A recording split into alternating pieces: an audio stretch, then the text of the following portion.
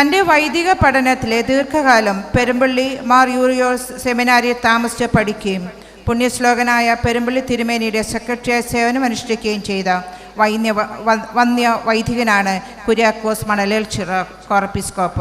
കഴിഞ്ഞ വർഷം നടത്തിയ പെരുമ്പള്ളി തിരുമേനിയുടെ തീർത്ഥയാത്രയ്ക്ക് വന്യ അച്ഛൻ നൽകിയ ഉപദേശം, വിലപ്പെട്ട സേവനങ്ങളും നന്ദിപൂർവ്വം സ്മരിച്ചുകൊണ്ട് പുണ്യശ്ലോകനായ പെരുമ്പള്ളി തിരുമേനി അനുസ്മരണ പ്രഭാഷണത്തിനായി അദ്ദേഹത്തെ ആദരപൂർവ്വം ക്ഷണിച്ചുകൊള്ളുന്നു.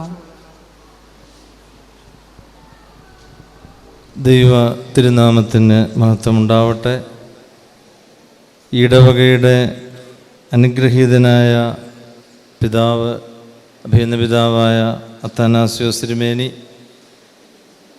ഞാൻ ഗുരുതുല്യം എന്നും ആദരിക്കുകയും ബഹുമാനിക്കുകയും ചെയ്യുന്ന പുന്നച്ചാലിൽ പ്രിയപ്പെട്ട ജോൺ കോർപ്പിസ്കോപ്പാച്ചൻ, പ്രിയപ്പെട്ട ചമക്കാലായിൽ ബേബി കോർപ്പിസ്കോപ്പാച്ചൻ, എൻ്റെ ഗുരുസ്ഥാനീയനായ പ്രിയപ്പെട്ട അനിയനച്ചൻ, ഇടവകയുടെ വന്യ വികാരി പ്രിയപ്പെട്ട കോരയച്ചൻ, പ്രിയപ്പെട്ട തോമസ് അച്ചൻ, പ്രിയപ്പെട്ട ഷമ്മാശൻ, പ്രിയപ്പെട്ട ജോസിയച്ചൻ, കടന്നു വന്നിരിക്കുന്ന പ്രിയപ്പെട്ട സഹോദരങ്ങളെ, ഈ വേദിയിൽ ഇരിക്കുന്ന ആളുകളിൽ എത്ര ആളുകൾക്ക് എന്നെ പരിചയമുണ്ടാകും എന്നെനിക്കറിയാൻ പാടില്ല. കഴിഞ്ഞ ഒരു 30 വർഷങ്ങൾക്ക് മുൻപ് ഈ ഇടവകയിൽ വളരെ സജീവമായി ജീവിക്കുകയും അഭിനന്ദ പിതാവായ മോർ ഗ്രിഗോറിയോസ് തിരുമേനിയുടെ ഒരു ശുശ്രൂഷകനായി നിരന്തരം ബന്ധപ്പെട്ടുകൊണ്ടിരുന്ന, വാസ്തവം പറഞ്ഞു കഴിഞ്ഞാൽ എൻ്റെ ശരീരവും എൻ്റെ രക്തവുമെല്ലാം, അല്ലെങ്കിൽ എൻ്റെ വളർച്ചകളെല്ലാം ഈ മണ്ണിൻ്റെയും ഈ ദൈവാലയത്തിൻ്റെയും ആയിരിക്കുന്ന സ്ഥിതിക്ക് മാസത്തിലൊരിക്കലെങ്കിലും ഈ ദൈവാലയത്തിൽ വന്ന് പ്രാർത്ഥിക്കുന്ന ഒരു വ്യക്തി എന്നുള്ള നിലയ്ക്കും ഈ ഇടവകയെ ഏറെ സ്നേഹിക്കുന്ന, കാരണം ഇതിൻ്റെ എല്ലാം കാരണഭൂതനായ പുണ്യശ്ലോകനായ പെരുമ്പള്ളി തിരുമേനിയെ സ്മരിച്ചുകൊണ്ടും അദ്ദേഹത്തെക്കുറിച്ച് ഒരു അനുസ്മരണം നടത്തണമെന്ന് പ്രിയപ്പെട്ട ജോൺ അച്ഛൻ കോർപ്പിസ്കോപ്പാച്ചൻ ഓർപ്പിച്ചതുപോലെ ഈ ഇടവകയുടെ ഒരു നവോത്ഥാനത്തിൻ്റെ കാലഘട്ടമായിട്ട് ഞാനിതിനെ കാണുകയാണ്. ഇവിടെയുള്ള നല്ല ചെറുപ്പക്കാരായിരിക്കുന്ന പ്രിയപ്പെട്ട ആ കുഞ്ഞുങ്ങളുടെ സ്നേഹനിർഭരമായിരിക്കുന്ന, ആവേശോജ്വലമായിരിക്കുന്ന അവരുടെ ആ പ്രവർത്തന ശൈലികൾ കണ്ടപ്പോൾ ഓടി വരുവാൻ തോന്നിയാണ് ഇന്നേ ദിവസം ഞാനിവിടെ കടന്നു വന്നിരിക്കുന്നത്. ഒരർത്ഥത്തിൽ ഞാൻ പറയുമ്പോൾ എന്നേക്കാൾ ഉപരിയായി അഭിനന്ദ തിരുമേനിയെ സംബന്ധിച്ചിടത്തോളം പറയുവാൻ സർവാത്മന യോഗ്യനായിട്ടുള്ള ഒരു വ്യക്തി എന്ന് പറയുന്നത് പ്രിയപ്പെട്ട അനിയനച്ചനാണ്. അനിയനച്ചന് ഇവിടെ ഇരിക്കുമ്പോൾ ഞാൻ തിരുമേനിയെക്കുറിച്ച് പറയുക എന്ന് പറയുന്ന അപ്രസക്തമാണെന്നും എനിക്കറിയാം. അതോടൊപ്പം തന്നെ വന്യ ജോൺ കോർപ്പിസ്കോപ്പാച്ചനും അഭിനന്ദ തിരുമേനിയെക്കുറിച്ച് അറിയാവുന്ന ധാരാളം കാര്യങ്ങളുണ്ട്. അവരുടെ എല്ലാം പിറകിലെ എനിക്കൊരു സ്ഥാനമുള്ളൂ. കാരണം അനിയനച്ചൻ എന്ന് പറഞ്ഞാൽ അത് പുന്നച്ചാലച്ചനും അറിയാം, തിരുമേനിയുടെ ഒരു മനസാക്ഷി സൂക്ഷിപ്പുകാരനാണ്. ഏത് പ്രശ്നങ്ങളിലും ഏത് സന്ദർഭങ്ങളിലും ഏത് രാത്രിയിലും അനിയനച്ചനെ വിളിച്ച് സംസാരിക്കുന്ന അഭിനന്ദ തിരുമേനിയെ എപ്പോഴും കാണുവാൻ സാധിച്ചിട്ടുണ്ട്. എന്തായിരുന്നാലും ഇങ്ങനെയുള്ളതായ ഒരു സന്ദർഭം നൽകിയ ഈ പ്രിയപ്പെട്ട ഇടവകയോടുള്ള നന്ദി ആദ്യമായി ഞാൻ അറിയിക്കും. ഒരു തമാശയായിട്ടെങ്കിലും ഞാനൊരു കാര്യം പറഞ്ഞിട്ട് ആരംഭിക്കാം. അഭിനന്ദ തിരുമേനി എന്നെ വിളിക്കുന്നൊരു പേരുണ്ട്. അത് ഇവിടെയുള്ള ആളുകളിൽ കുറേ ആളുകൾക്കെങ്കിലും അറിയാമെന്ന് ഞാൻ വിചാരിക്കുകയാണ്. ഞാനൊരിക്കൽ 1986 ദുബൈയിൽ ഒരു പള്ളി, അവിടെ ഒരു ക്രിസ്മസിൻ്റെ ശുശ്രൂഷ നടത്തുവാൻ വേണ്ടി ഞാൻ കടന്നു ചെന്നതാണ്. അപ്പോൾ അവിടുത്തെ ഇടവകാംഗങ്ങളുടെ മുഴുവൻ ചിന്ത, അവിടുത്തെ അച്ഛൻ്റെ ചിന്ത എൻ്റെ പേര് ഇതാണെന്ന്. അപ്പോൾ അവിടെ എഴുതി വെച്ചിരിക്കുകയാണ്, അഭിനന്ദ തിരുമേനി വിളിക്കുന്ന കുര്യാക്കോസ് എന്ന് പറയുന്നതിന് പകരം ഫാദർ രാമനച്ചൻ എന്ന് എഴുതി വെച്ചിരുന്നത്. ഞാൻ വാസ്തവത്തിൽ ഞെട്ടിപ്പോയി. എന്നിട്ട് ഞാൻ അവസാനം പറഞ്ഞു, എൻ്റെ പേര് തിരുമേനി ഇങ്ങനെ ഒരു തമാശ രീതിയിൽ വിളിക്കുന്നെന്നുള്ളതേ ഉള്ളൂ. അപ്പം അത്ര കണ്ട് പോപ്പുലാരിറ്റി എന്ന് പറയുന്നത്, എൻ്റെ പേര്, യഥാർത്ഥമായ പേര് വടക്കൻ പ്രദേശത്തിൽ ആരോട് പറഞ്ഞാലും മനസ്സിലാകുകയില്ല എന്നുള്ള ഒരു യാഥാർത്ഥ്യം, ഒരു തിരിച്ചറിവ് ഉൾക്കൊണ്ടുകൊണ്ട് തന്നെ അഭിനന്ദ തിരുമേനി ഇട്ട ആ പേര് എന്നും ഒരു നന്മയായി, ഒരു സന്തോഷമായി സ്വീകരിച്ചുകൊണ്ട് അഭിനന്ദ തിരുമേനിയെ സ്മരിച്ചുകൊണ്ട് അദ്ദേഹത്തിൻ്റെ ഏതാനും ചില ചിന്തകൾ നിങ്ങളോട് ചേർന്ന് പങ്കുവെക്കാൻ ഞാൻ ആഗ്രഹിക്കുകയാണ്. ഒന്നാമതായിട്ട് എനിക്ക് അഭിനന്ദ തിരുമേനിയെക്കുറിച്ച് പറയുന്നതിന് മുൻപായിട്ട് ഒരു പുരോഹിതൻ അല്ലെങ്കിൽ ഒരു മഹാപുരോഹിതൻ എന്ന് പറഞ്ഞാൽ എന്താണെന്നുള്ള ഒരു യാഥാർത്ഥ്യം കൂടെ നാം മനസ്സിലാക്കണം. സുറിയാനി സഭയുടെ ആരാധനക്രമത്തിൽ ഇപ്രകാരം പറയുന്നുണ്ട്: ഒരു രാജാവിനെ സംബന്ധിച്ചിടത്തോളം രാജാവിന് ലഭിക്കുന്ന അധികാരം ഭൂമിയിൽ മാത്രമേ ഉള്ളൂ. എന്നാൽ ഒരു പുരോഹിതന് അല്ലെങ്കിൽ ഒരു മഹാപുരോഹിതനെ സംബന്ധിച്ചിടത്തോളം ഭൂമിയിലും സ്വർഗത്തിലും അധികാരം ലഭ്യമായിട്ടുള്ളവനാണ് പുരോഹിതൻ. വാസ്തവത്തിൽ നമ്മുടെ മൺമറഞ്ഞു പോയ പുണ്യശ്ലോകനായ തിരുമേനിയെ സംബന്ധിച്ചിടത്തോളം സഭ വിശ്വസിക്കുന്നത് ഇതാണ്: അദ്ദേഹം ഇവിടെ അനുഷ്ഠിച്ചിരുന്ന ആ ബലികൾ നിർലോഭം ദൈവത്തിൻ്റെ രാജ്യത്തിലും അദ്ദേഹം അർപ്പിച്ചുകൊണ്ടേയിരിക്കുകയാണ്. അതുകൊണ്ടാണ് ഒരു രാജാവിന് ഭൂമിയിൽ മാത്രം അധികാരമുള്ളപ്പോൾ ഒരു പുരോഹിതനെ സംബന്ധിച്ചിടത്തോളം ഭൂമിയിലും സ്വർഗത്തിലും ഒരുപോലെ അധികാരം ലഭിച്ചവനായ പുണ്യവാൻ. അതോടൊപ്പം തന്നെ ദൈവമാതാവിനേക്കാൾ ശ്രേഷ്ഠമായ സ്ഥാനമാണ് ഒരു പുരോഹിതന് സഭ നൽകുന്നത്. ദൈവത്തിൻ്റെ അമ്മ ഒരിക്കൽ മാത്രമാണ് ക്രിസ്തുവിനെ അല്ലെങ്കിൽ ദൈവത്തെ പ്രസവിക്കുവാൻ ഭാഗ്യം ലഭിച്ചതെങ്കിൽ ഓരോ വിശുദ്ധ കുർബാനകളിലൂടെ ദൈവത്തെ സമൂഹത്തിന് നൽകുന്ന അനുഗ്രഹീതമായിരിക്കുന്ന സ്ഥാനമാണ് ഒരു പുരോഹിതനെ സംബന്ധിച്ചിടത്തോളം ലഭ്യമായിട്ടുള്ളത്. ദൈവജനമായ ഇസ്രയേലിൻ്റെ യുദ്ധങ്ങളിൽ പരാജയം സംഭവിച്ചപ്പോൾ സങ്കടത്തോടെ അവർ യഹോവയോട് പറയുന്നതായൊരു കാര്യമുണ്ട്. അവർ നിലവിളിച്ചു പറഞ്ഞു: ഞങ്ങൾ യഹോവേ പല സന്ദർഭങ്ങളിലും യുദ്ധങ്ങളിൽ പരാജയപ്പെടുന്നു, തോറ്റുപോകുന്നു എന്ന് പറഞ്ഞപ്പോൾ യഹോവയായ ദൈവം അവരോട് പറഞ്ഞൊരു കാര്യമുണ്ട്: എൻ്റെ ദാസനായ മോശ, അദ്ദേഹത്തോട് പറയുന്നത് എൻ്റെ ദാസനായ മോശ ദൈവത്തിൻ്റെ പുരോഹിതനാണ്, അദ്ദേഹത്തിൻ്റെ കരങ്ങൾ താന്നിരുന്നാൽ, അദ്ദേഹത്തിൻ്റെ കരം താന്നിരുന്നാൽ ഒരു യുദ്ധത്തിലും നിങ്ങൾക്ക് വിജയിക്കുവാൻ സാധിക്കും. എന്നാൽ അദ്ദേഹത്തിൻ്റെ കരം അദ്ദേഹത്തിൻ്റെ സഹോദരനായ അഹരോനും മറ്റുള്ളവരും കൂടെ ഉയർത്തിപ്പിടിച്ച് യുദ്ധം നടത്തുമ്പോൾ ആ യുദ്ധങ്ങൾ ജയിക്കുമെന്ന് പറഞ്ഞ് യഹോവയായ ദൈവം അവരെ ഭരമേൽപ്പിക്കുന്നുണ്ട്. പ്രിയപ്പെട്ടവരെ, പുണ്യശ്ലോകനായ പെരുമ്പള്ളി തിരുമേനി അദ്ദേഹം ഇന്ന് മൺമറഞ്ഞ് നമ്മോടൊപ്പമില്ലെങ്കിലും അദ്ദേഹത്തിൻ്റെ നാമം ഏതെങ്കിലും തരത്തിൽ കുറഞ്ഞു പോകുന്നു എന്നുള്ളതായ ഒരു ചിന്ത ഈ സമൂഹത്തിന് തോന്നിയെങ്കിൽ ആ കരം പിടിച്ചുയർത്തുവാൻ ഈ സഭയിലെ പ്രധാനാചാര്യന്മാർക്കും വൈദികർക്കും ഈ ഇടവക ജനങ്ങൾക്കും എന്ന് ചിന്ത വന്നോ അന്ന് മുതൽ നാം ഓരോരുത്തരും ഈ സഭയും ഈ ദേശവും അനുഗ്രഹിക്കപ്പെടുകയാണ് എന്നുള്ളതിന് യാതൊരു സംശയവുമില്ല. അതുകൊണ്ട് തന്നെ ആ പരിശുദ്ധൻ്റെ നാമം അനുഗ്രഹീതമായി തീരട്ടെ എന്ന് ഞാൻ ആശംസിക്കുന്നു, പ്രാർത്ഥിക്കുന്നു. അദ്ദേഹത്തിൻ്റെ അനുസ്മരണമാണ് എൻ്റെ ചുമതല.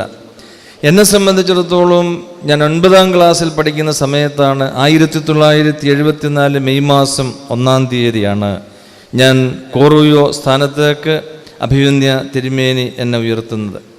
എനിക്ക് വേണ്ടി പട്ടം തരുവാൻ അന്ന് അഭിവന്യ പിതാവായ അച്ഛനായിരുന്ന മൽപ്പാനച്ചൻ പറയകുളത്ത് യാക്കോബ് കശീശ, അദ്ദേഹമാണ് എൻ്റെ ഗ്രാൻഡ് മദറിനോട് അല്പം ബന്ധമുണ്ടായിരുന്ന പെരുമ്പള്ളി തിരുമേനിയോട് ഇത് കൊച്ചു പയ്യനാണ്, മിടുക്കനാണ് എന്നൊക്കെ പറഞ്ഞ് എനിക്ക് പട്ടം തരുവാനായിട്ട് തിരുമേൻ്റെ അടുത്ത് കൊണ്ടുവരുന്നത്. ആ സമയത്ത് എന്നെക്കൊണ്ടൊരു പാട്ടൊക്കെ പാടിച്ച് നീ മിടുക്കനാണ്, അതുകൊണ്ട് ഈ പറയുന്ന അടുത്ത പട്ടംകുടയിൽ ഞാൻ നിന്നെ കൂടെ ഉൾപ്പെടുത്തിയിരിക്കുകയാണെന്ന് പറഞ്ഞ് 13 വയസ്സ് കഴിഞ്ഞപ്പോൾ ഞാൻ കോറൂയോ പട്ടം സ്വീകരിക്കുവാൻ ഇടയായി. ആ 14 വയസ്സ് മുതൽ അദ്ദേഹം PVS ഹോസ്പിറ്റലിൽ മരിക്കുന്നത് വരെയും അദ്ദേഹത്തോട് ചേർന്ന് ഒരിക്കൽ പോലും ഞാനൊരു ധിക്കാരപരമായ ഒരു വാക്കുപോലും അല്ലെങ്കിൽ അഭിവന്യ തിരുമേനിയോട് മറുത്തൊരു വാക്കുപോലും എൻ്റെ ജീവിതത്തിൽ ഞാൻ പറഞ്ഞിട്ടില്ല. പലതരത്തിലുള്ളതായ ബുദ്ധിമുട്ടുകളും ജീവിത പ്രാരാബ്ദങ്ങളും ഒക്കെ തിരുമേനിയുടെ ശുശ്രൂഷാകാലത്തുണ്ടായിട്ടുണ്ട്, അതില്ലെന്നല്ല ഞാൻ പറയുന്നത്. പക്ഷെ ഒരിക്കൽ പോലും ഞങ്ങളാരും, ഞാനോ പ്രിയപ്പെട്ട അനിയനച്ചനോ ഒക്കെ എപ്പോഴും ആ ഒരു വിധേയത്വ മനോഭാവത്തോടു കൂടി അല്ലാതെ തിരുമേനിയോട് ഒന്ന് തിരിച്ചു പറയുക, തിരുമേനിയോട് ദേഷ്യപ്പെടുക ഒരിക്കലും ചെയ്തിട്ടില്ല. അത് പ്രിയപ്പെട്ട അനിയനച്ചൻ എന്നോട് ഒരിക്കൽ പറയുകയുണ്ടായി. അദ്ദേഹം PVS ഹോസ്പിറ്റലിൽ കിടന്ന് മരിച്ചതിന് ശേഷം എന്നോട് അച്ഛൻ പറഞ്ഞു, ഈ കോൾ രജിസ്റ്ററുകൾ ഇങ്ങനെ നോക്കുമ്പോൾ ഇന്നത്തെ പോലല്ലല്ലോ, അന്ന് മൊബൈൽ ഫോണൊന്നുമില്ല, ഏറ്റവും കൂടുതൽ സമയം ഫോൺ വിളിച്ചിരിക്കുന്നത് എന്നെയാണ്. ഞാൻ ഒരു ദിവസം ചെന്നില്ലെങ്കിൽ അന്ന് അഭിവന്യ തിരുമേനി എന്നെ വിളിക്കും, അപ്പനെ മറന്നോ, അപ്പം മരിച്ചിട്ടില്ല, ഇവിടെയുണ്ട് എന്ന് പറയുമ്പോൾ അന്നത്തെ കാലഘട്ടങ്ങളിൽ പ്രിയപ്പെട്ടവരെ ഇതുപോലുള്ള സാമ്പത്തികാവസ്ഥയൊന്നും ബലഹീന എനിക്കുമില്ല. ബസ്സിലാണെങ്കിൽ പോലും കടന്നു വരിക എന്നൊക്കെ പറയുന്നത് വളരെ ബുദ്ധിമുട്ടാണ്. എന്നിരുന്നാലും ഒന്നിടവിട്ട ദിവസങ്ങളിൽ ഞാൻ നിത്യമായും അഭിമന്യ തിരുമേനിയുടെ അരികിൽ ചെല്ലുകയും അഭിമന്യ തിരുമേനിയോട് ചേർന്ന് സാധിക്കുന്നിടത്തോളം വൈകുന്നേരം വരെയെങ്കിലും ഇരുന്ന് സന്തോഷത്തോടെ മടങ്ങിപ്പോരുമായിരുന്നു. അപ്പോൾ അദ്ദേഹത്തെ ശുശ്രൂഷിക്കുക എന്ന് പറയുമ്പോൾ എൻ്റെ ജീവിതത്തിൽ ഞാനത് പറയുന്നത് എൻ്റെ ഗുരുവാണ്, എൻ്റെ പിതാവാണ്. എനിക്ക് എന്തെങ്കിലും തരത്തിലുള്ളതായ ഒരു അഡ്രസ്സ് ഉണ്ടെങ്കിൽ, എന്തെങ്കിലും തരത്തിലുള്ളതായ ശ്രേഷ്ഠത എനിക്ക് സഭയോ സമൂഹമോ നൽകുന്നെങ്കിൽ അതെല്ലാം ഞങ്ങളുടെ കോട്ടയം ഭാഗത്തൊക്കെ ഏതെങ്കിലും തരത്തിൽ എന്നെ ഒന്ന് ഉയർത്തി കാണിക്കാൻ ശ്രമിക്കുന്നെങ്കിൽ പെരുമ്പള്ളി തിരുമേനിയുടെ ശുശ്രൂഷകൻ, പെരുമ്പള്ളി തിരുമേനിയുടെ അച്ഛൻ, പെരുമ്പള്ളി തിരുമേനിയുടെ ഷമ്മാശൻ, ഈ ഒരു രീതിയിലല്ലാതെ മറ്റൊന്നിലും ഇന്ന് വരെയും എനിക്ക് വളരുവാനോ എനിക്കതല്ലാതെ മറിച്ച് ചിന്തിക്കുവാനോ സാധ്യമായിട്ടില്ല. അഭിമന്യ തിരുമേനിയുടെ അനുഗ്രഹം ഒന്ന് മാത്രം. അഭിമന്യ തിരുമേനിയെക്കുറിച്ച് അറിയിക്കുവാനുള്ളതായി ഇവിടെ പ്രിയപ്പെട്ട കോരയച്ചനും പുന്നച്ചാലച്ചനും ഒന്നും പറയാതുള്ള ചില കാര്യങ്ങൾ ഞാൻ നിങ്ങളോട് പറയാം. അദ്ദേഹത്തെ സംബന്ധിച്ച് പല വീക്ഷണങ്ങൾ നിങ്ങൾക്കുണ്ടാകാം. പക്ഷേ ഞങ്ങളുടെ അനുഭവത്തിൽ, ഞങ്ങളുടെ അനുഭവം എന്ന് പറയുമ്പോൾ ഞാനും അനിയനച്ചനും മത്തായച്ചനും ഗ്രിഗോറിയോസ് തിരുമേനിയും നമ്മുടെ കുളച്ചിറയച്ചനും നമ്മുടെ തോമസ് അച്ഛനും അവരുടെയൊക്കെ ഞങ്ങളുടെ ജൂനിയേഴ്സ് ആണെങ്കിൽ പോലും ആ ഒരു കാലഘട്ടങ്ങളിൽ ഉണ്ടായിരുന്ന തിരുമേനി എന്തായിരുന്നു എന്നുള്ളതിനെ സംബന്ധിച്ച് ഒന്നാമതായിട്ട് ഞങ്ങൾ ആദ്യ സമയങ്ങളിൽ അദ്ദേഹം കോട്ടയം ഭദ്രാസനത്തിൻ്റെ ചുമതല ഏൽക്കുന്നതിന് മുൻപുള്ള പെരുമ്പള്ളി തിരുമേനിയെക്കുറിച്ചാണ് ഞാൻ പറയുന്നത്. അതിനുശേഷം ചില വൈകല്യങ്ങളോ ചില വ്യത്യാസങ്ങളോ വന്നിട്ടുണ്ട്. അതിനു മുമ്പ് തിരുമേനിയെപ്പോലൊരു പ്രാർത്ഥനാ ജീവിതമുള്ള ഒരു മെത്രാപ്പൊലീത്ത ഞങ്ങൾക്ക് കാണുവാൻ സാധിച്ചിട്ടില്ല. അന്നിവിടെ ഒരു പർണശാല ഉണ്ടായിരുന്നു. ഒരു പർണശാല നമ്മുടെ ഈ പള്ളിയുടെ കിഴക്ക് വശത്തായിട്ടൊരു ചെറിയ തടി കൊണ്ടുള്ളതായ ഒരു മുറി, അതിൻ്റെ മേളിലെ ഓല കൊണ്ട് മേഞ്ഞതായ ഒരു മുറിയാണ്. ഇവിടെ ആ തിരുമേനി കഷ്ടാനുവാഴ്ചകളിലൊക്കെ താമസിക്കുന്നത്. അപ്പോൾ ഒരിക്കൽ ഞാനും ഗ്രിഗോറിയോസ് തിരുമേനിയും കൂടെ രാത്രിയിൽ, തിരുമേനിക്ക് ഗുളിക കൊടുക്കണമായിരുന്നൊരു സമയത്ത്, രാത്രിയിൽ ഞങ്ങൾ ചെന്ന് നോക്കുന്നതായ സമയത്ത് തിരുമേനി താഴെ ഇരുന്നു കൊണ്ട് മുട്ടിന്മേലിരുന്നു കൊണ്ട് പ്രാർത്ഥിക്കുന്ന തിരുമേനിയെ കാണാൻ സാധിച്ചിട്ടുള്ളത്. അതോടൊപ്പം തന്നെ ഞങ്ങൾക്കെന്നും അഭിമാനത്തോടെ പറയാൻ സാധിക്കും, കഷ്ടാനുവാഴ്ചകളിൽ അക്കാലഘട്ടങ്ങളിലെ പെരുമ്പള്ളിപ്പള്ളിയുടെ ശ്രേഷ്ഠത. 1000-ലധികം പേരെങ്കിലും ഇവിടെ ഭജന ഇരിക്കുവാൻ വരും. അന്നത്തെ പ്രാർത്ഥനകളെന്ന് പറഞ്ഞാൽ ഞങ്ങൾ ചെമ്മാച്ചന്മാരെല്ലാം അഭിമന്യ തിരുമേനിയുടെ പർണശാലയിലാണ് കിടക്കുന്നത്. ഞാനും പ്രിയപ്പെട്ട അനിയനച്ചനും ഒന്നും വീട്ടിൽ വിടുകയില്ല. ഞങ്ങളുടെ പ്രാർത്ഥനകൾ പ്രിയപ്പെട്ടവരെ ഓരോ യാമങ്ങളിലും, അത് ഇത്രയും എൻ്റെ ജീവിതത്തിൽ പിന്നെ അങ്ങനെ ഒരു പ്രെയർ ഉണ്ടായിട്ടില്ല. അഭിമന്യ തിരുമേനിയോടെ ജീവിച്ച കാലഘട്ടങ്ങൾ സന്ധ്യാപ്രാർത്ഥന 6 മണിക്ക്, സൂത്താറ 10 മണിക്ക്, രാത്രി പ്രാർത്ഥന 12 മണിക്ക്, പ്രഭാത നമസ്കാരം 5 മണിക്ക്, 9 മണിക്ക് 3 മണി നമസ്കാരം, 12 മണിക്ക് ഉച്ച നമസ്കാരം, 3 മണിയാകുമ്പോൾ 9 മണിയുടെ നമസ്കാരം. ഇങ്ങനെ കൃത്യമായിരിക്കുന്ന യാമപ്രാർത്ഥനകൾ അത് മുഴുവൻ കുമ്പിട്ട് അതിൻ്റെ പ്രമേയോത്സവതകൾ ചൊല്ലി ഇത്രയും മനോഹരമായ ഒരു പ്രാർത്ഥന ജീവിതചര്യകൾ ഉണ്ടായിരുന്നൊരു കാലഘട്ടം എനിക്കതിന് മുൻപോ അതിന് പിൻപോ ലഭ്യമായിട്ടില്ല എന്നുള്ളത് ഓർക്കുമ്പോൾ തിരുമേനിയുടെ ജീവിതത്തിൽ ഞാൻ ഏറ്റവും അധികം കാണുന്ന ശ്രേഷ്ഠത അദ്ദേഹത്തിൻ്റെ പ്രാർത്ഥനാ ജീവിതമായിരുന്നു. അദ്ദേഹം കോട്ടയം ഭദ്രാസനത്തിൻ്റെ ചുമതല ഏറ്റതിന് ശേഷമാണ് പലപ്പോഴും ഇങ്ങനെയുള്ളതായ ആ നിഷ്ഠകളിൽ നിന്ന് സമയക്കുറവ് കൊണ്ട് അദ്ദേഹത്തിന് പിന്മാറേണ്ടി വന്നത് എന്നുള്ളത് ഞാൻ ഈ സമയത്ത് ചിന്തിക്കുകയാണ്. കാരണം അക്കാലഘട്ടങ്ങളിൽ തിരുമേനി കഷ്ടാനുവാഴ്ചകളിൽ പെരുമ്പള്ളിപ്പള്ളിയിൽ നിൽക്കുകയുള്ളൂ.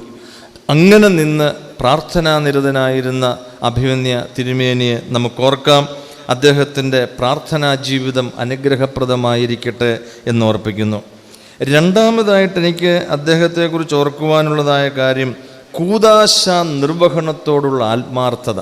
ഇപ്പം അഭിമന്യ തിരുമേനി ഇവിടെ ഇരിപ്പുണ്ട്. ഞാനതൊക്കെ പറഞ്ഞാൽ എന്തുമാത്രം അബദ്ധമാകുമെന്ന് എനിക്ക് തന്നെ അറിയാൻ പാടില്ല.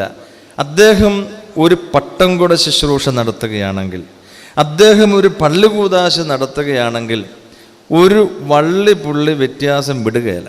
അതിനെ സംബന്ധിച്ചിടത്തോളം എന്ത് സ്ട്രെയിൻ. ഞാൻ ഇന്നിപ്പോൾ പലപ്പോഴും ചിന്തിക്കാറുണ്ട്, രാത്രി 12 മണി വരെ നിന്ന് പള്ളി കൂദാശ ചെയ്തിട്ട് പിറ്റേ ദിവസം രാവിലെ 6 മണിക്ക് തിരുമേനി പള്ളി കൂദാശയ്ക്ക് വേണ്ടി റെഡിയായിട്ട് ആ പള്ളിയിലെത്തും.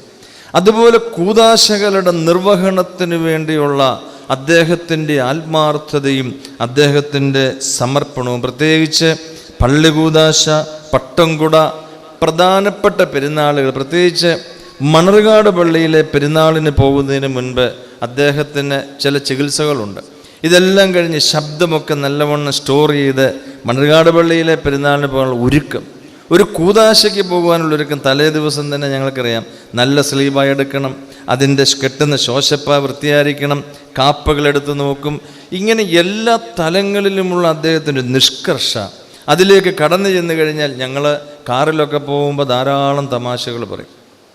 കാറിൽ ചെന്ന് അവിടെ ഇറങ്ങുന്നത് വരെയും തിരുമേനിയുടെ തമാശകൾ കേട്ട് ചിരിക്കാനേ പറ്റുള്ളൂ. പക്ഷേ ഈ മുടുത്തൊപ്പിയും കറുത്തുകുപ്പായം വെച്ച് കാറിന് പുറത്തോട്ടിറങ്ങിക്കഴിഞ്ഞാൽ മണലേച്ചറയാരാ, അനിയനച്ചനാരാ, ഇതൊന്നും ഒരു പ്രശ്നമേ അല്ല, നമ്മളെ കണ്ടിട്ടില്ലാത്ത രീതിയിലാണ്. പിന്നെ ഒരു ആധികാരികനായ അല്ലെങ്കിൽ അധികാരമുള്ള ഒരു മഹാപ്രധാനാചാര്യനായിട്ട് അദ്ദേഹത്തെ കാണാൻ പിന്നെ ഭയപ്പാടാണ് നമുക്ക്. വാസ്തവത്തിൽ അദ്ദേഹത്തിൻ്റെ അടുത്ത് നിൽക്കാൻ പോലും ബുദ്ധിമുട്ടാണ്. നോക്കി നിൽക്കുകയാണ് ഓരോരോ ചെറിയ കാര്യങ്ങൾ പോലും. ഞങ്ങൾ ഒരു വീഴ്ച പോലും വരുത്തുവാൻ സത്യത്തിൽ ദൈവത്തിൻ്റെ കരുണ കൊണ്ട് ഇടയായിട്ടില്ല എന്നുള്ളതൊരു യാഥാർത്ഥ്യമാണ്. അപ്പോൾ അദ്ദേഹത്തിൻ്റെ കൂദാശ നിർവഹണത്തോടുള്ള ആത്മാർത്ഥത നമ്മുടെ ആചാര്യന്മാർക്കും എല്ലാ തലങ്ങളിലും അതുണ്ടാകട്ടെ എന്ന് ഞാൻ ഹൃദയപൂർവ്വം പ്രാർത്ഥിക്കുകയാണ്. ചെറിയ ശുശ്രൂഷകൾ പോലും എത്ര സിസ്റ്റമാറ്റിക്കായിട്ട്, അത് പ്രത്യേകിച്ച് മരിച്ചുപോയൊരു ചെറിയാനച്ചനുണ്ട് കോട്ടയത്തുള്ള.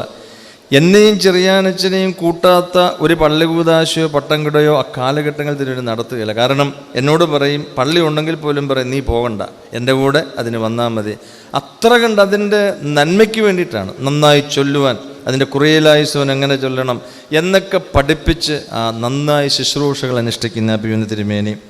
പിന്നെ എനിക്ക് പറയാനുള്ളത് ഈ പെരുമ്പള്ളി പള്ളിയോടുള്ള അദ്ദേഹത്തിൻ്റെ ഒരു ആത്മാർത്ഥത, അത് ലോകത്തിൽ മറ്റൊരു പള്ളിയോടും അദ്ദേഹത്തിന് തോന്നാത്തതാണ്.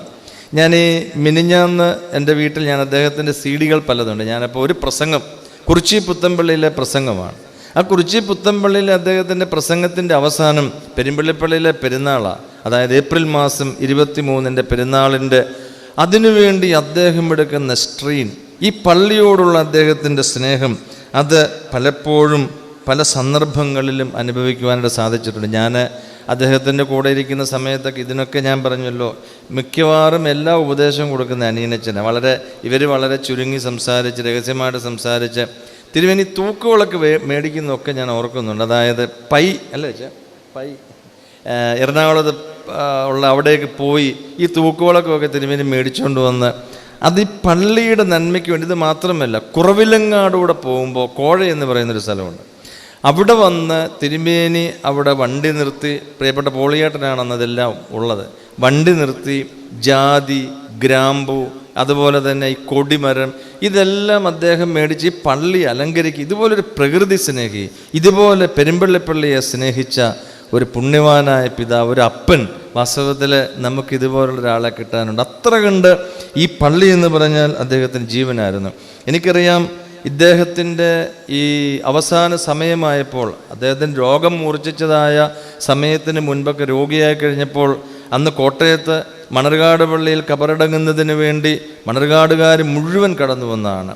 അതോടൊപ്പം തന്നെ പലയിടങ്ങളിൽ അദ്ദേഹത്തെക്കുറിച്ച് പറഞ്ഞപ്പോൾ അന്നും അദ്ദേഹം പറഞ്ഞു, ഞാൻ അറിയപ്പെടുന്നത് പെരുമ്പള്ളി മെത്രാച്ചൻ എന്ന, എൻ്റെ ശരീരം ആ പള്ളിയിലല്ലാതെ വേറെങ്ങും അടങ്ങേണ്ടതില്ല എന്ന് പറഞ്ഞ് ഈ ഇടവകയെ സ്നേഹിച്ച, ഈ ഇടവകയുടെ ഓരോ പ്രിയപ്പെട്ടവരെയും അങ്ങേയറ്റം അകമഴിഞ്ഞ് സ്നേഹിച്ച, അതോടൊപ്പം ഞാനത് പറയുമ്പോൾ ഈ ഇടവകയിലെ അന്നത്തെ പ്രിയപ്പെട്ട പലരെയും നമുക്ക് വിസ്മരിക്കാൻ സാധിക്കുകയില്ല. ജിമ്മി സാറ്, പാപ്പൂഞ്ഞേട്ടൻ, ഈ അച്ഛൻ്റെ അപ്പൻ കുരുവിളച്ചേട്ടൻ, പിന്നെ തോമസ് ചേട്ടൻ, ഇങ്ങനെ കുറേ ആളുകളുണ്ട് തിരുമേനിക്ക് വേണ്ടി. അന്നത്തെ കാലഘട്ടങ്ങളിൽ ഇവിടെ സ്ഥിരം ഒരു പണിക്കുന്നുണ്ട്, എന്നും പണിയിക്കുന്ന ചില ആളുകളുണ്ട്. എന്നും ഇവിടെ ഒരു പെരുന്നാളിൻ്റെ പ്രതീതിയാണ് പെരുമ്പള്ളിപ്പള്ളിയിൽ. അതുപോലെ എന്നും ലൈവായി സജീവമായി. ഇപ്പോൾ തിരുമേനിക്ക് തോന്നുക നാളെ ഊർശലേം ഭവനത്തിന് കുരിശു വെക്കണം, അന്നേരം തന്നെ പണി ആരംഭിക്കുക. അത് കഴിഞ്ഞൊരു 3-4 മാസം കഴിയുമ്പോൾ അതിനൊരു കുളം ഉണ്ടാക്കുന്നതായിട്ട് കാണാം. ഇങ്ങനെ എപ്പോഴും തിരുമേനി ഇതിൻ്റെ ഒരു ബ്യൂട്ടിക്ക് വേണ്ടി, ഇതിനു വേണ്ടി ആത്മാർത്ഥമായി ശ്രമിച്ചിട്ടുണ്ട്. ഞാൻ ഇപ്പം ഇവിടെ ഇരിക്കുമ്പോൾ പറയുമ്പോൾ ഭക്ഷണം കഴിക്കുന്ന സമയത്ത് വലിയ പ്രശ്നമാണ്. ഞങ്ങളിങ്ങനെ ചെമ്മാച്ചന്മാർ തിരുമേൻ്റെ ആ മുറിക്കകത്തിരുന്ന് ഭക്ഷണം കഴിക്കുമ്പോൾ ജോലി ചെയ്യിക്കാനുള്ള തിരുമേൻ്റെ താല്പര്യം. ഒരു ദിവസം എന്നോട് പറഞ്ഞു, നീ ആ മത്തായച്ചനെ നോക്കി പഠിക്കാൻ പറഞ്ഞു. മത്തായച്ചനെ എന്നാന്ന് ചോദിച്ചു കഴിഞ്ഞാൽ, മത്തായിച്ചൻ നല്ലതായിട്ട് ചെടി വെക്കും. എനിക്കിന്ന് ചെടി വെക്കുന്നതിനെക്കുറിച്ച് യാതൊരു ഐഡിയയുമില്ല. നീയും ഇവിടെ മനോഹരമായിട്ടൊരു പൂന്തോട്ടം ഉണ്ടാക്കാനായിട്ട് ചെടി വെക്കാൻ പറയും. ഞാൻ ഇവിടെ പോയി ചെടി ഉണ്ടാക്കും. എന്നോട് പറഞ്ഞു മത്തായിച്ചൻ്റെ വീട്ടിലോട്ട് ചെന്ന് ചെടിക്കമ്പും എല്ലാം മേടിച്ചുകൊണ്ട് വന്ന് ഞാനും വന്ന് ഇവിടെയുള്ള കുറച്ച് പിള്ളേരും കൂടെ കൂടിക്കൊണ്ട് എന്തൊക്കെയോ കാണിച്ചു വെക്കുക. അതിനെല്ലാം നേതൃത്വം കൊടുക്കുന്നത് തിരുമേനി. അപ്പോൾ ഈ ശമ്മാശന്മാരായിരുന്നാലും അദ്ദേഹത്തെ ശുശ്രൂഷിക്കുന്നവരാണെങ്കിലും അതുപോലെ തന്നെ പ്രിയപ്പെട്ടവരെ രാത്രിയിൽ അനിയനച്ചനൊരു പരിധി കഴിഞ്ഞാൽ പോവും. പക്ഷേ രാത്രികാലങ്ങളിലൊക്കെ ഞങ്ങൾ 12 1 മണി വരെയും കാല് തിരുമ്മിക്കൊണ്ട് തന്നെ എന്തുമാത്രം കഷ്ടപ്പെട്ടിട്ടുണ്ട്. പ്രിയപ്പെട്ട അനിയനച്ചനെ ഞാൻ വിസ്മരിക്കുന്നില്ല. അന്നത്തെ കാലത്ത് വിശുദ്ധ കുർബാന ചൊല്ലുമ്പോൾ വീശിക്കൊണ്ടിരിക്കുന്ന ഈ ഒരു ബഷറിയുണ്ട്. അത് കുർബാന തീരുന്നത് വരെയും ഈ വീശ് നടന്നുകൊണ്ടിരിക്കണം. എവിടെയെങ്കിലും കുറഞ്ഞു കഴിഞ്ഞാൽ തിരിഞ്ഞുള്ളൊരു നോട്ടം എന്ന് പറഞ്ഞാൽ പേടിച്ചു പോകുന്നൊരു നോട്ടമാണ്. വാസ്തവത്തിൽ അന്നൊക്കെ കൈ കഴക്കുകയല്ല.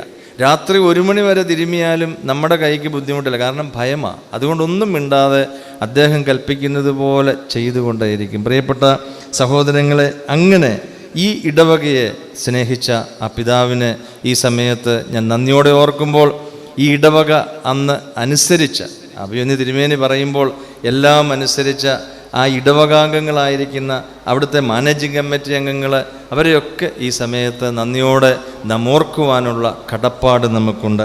പ്രിയപ്പെട്ടവരെ, പിന്നെ തിരുമേനിയെ സംബന്ധിച്ചിടത്തോളം ഒരു കാര്യം, ക്ഷിപ്രകോപിയ.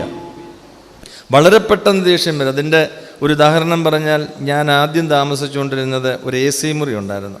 അവിടുന്ന് ഒരു ദിവസം ദേഷ്യം വന്നപ്പോൾ താഴേക്ക് നമ്മൾ പോരുക, ബെഡുകളൊക്കെ താഴോട്ട് പോരും. പെട്ടെന്ന് തന്നെ അന്ന് ചെറിയാഞ്ചേട്ടനുണ്ട്, ഉടനെ ഇവന്മാർക്ക് കിടക്കാനായിട്ട് താഴെ ബെഡ് അറേഞ്ച് ചെയ്തേക്കാൻ പറയും. അപ്പോൾ നമ്മൾ ഇവിടെ ഒന്ന് കരഞ്ഞാൽ തീരുന്ന പ്രശ്നമേ ഉള്ളൂ. എന്തെങ്കിലും പ്രശ്നത്തിന് ദേഷ്യപ്പെട്ട് കഴിഞ്ഞാൽ തിരുമേനി രാജു എന്ന് പറയുന്നൊരു ചെറുക്കനുണ്ട്, അവനോട് ഉണ്ട്, ഞാൻ കണ്ടായിരുന്നു ഇങ്ങോട്ട് വന്നപ്പോൾ. ഇവനെ പിടിച്ചടിച്ചൊക്കെ കഴിയുമ്പം ഞങ്ങളോട് പറയും, അവൻ്റെ കണ്ണിൽ നിന്നൊരു തുള്ളി കണ്ണുനീര് വീണോ?